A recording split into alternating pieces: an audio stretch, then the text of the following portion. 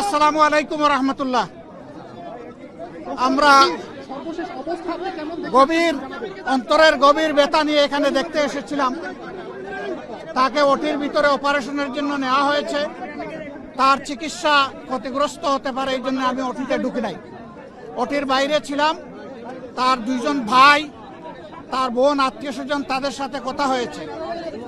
আমরা এই ঘটনায় স্তম্ভিত, আমরা এই ঘটনায় বিস্মিত এবং ক্ষুব্ধ। এই ঘটনা যে সমস্ত কাপুরুষরা ঘটিয়েছে, আমরা তার তীব্র নিন্দা জানাই এবং আমরা চাই অবিলম্বে কাপুরুষদেরকে খুঁজে বের করে শাস্তির আওতায় আনা হোক। তবে একটা কথা, মেসেজ ভেরি ক্লিয়ার, এই জাতি কোনো গুলিকে পরোয়া করবে না ইনশাআল্লাহ। আমরা কোনো গুলির তোয়াক্কাও করি না। কেউ যদি আবার নতুন করে ফ্যাসিজম বা সন্ত্রাসের রাজত্ব বাংলাদেশে কায়েম করতে চান, তাহলে খুব দেরি হবে না, যথাযথ জবাব পেয়ে যাবেন ইনশাআল্লাহ।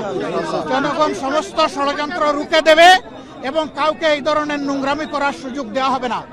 বাংলাদেশের মাটি কারো বাপদাদার জমিদারি না, এটা 18 কোটি মানুষের সম্পদ।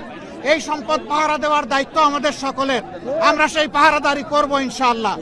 আমরা এই সমস্ত হত্যা চেষ্টা যারা চালিয়েছে, গুলি যারা চালিয়েছে, তাদেরকে অবিলম্বে খুঁজে বের করে শাস্তির আওতায় আনার জন্য সরকারের প্রতি আহ্বান জানাচ্ছি।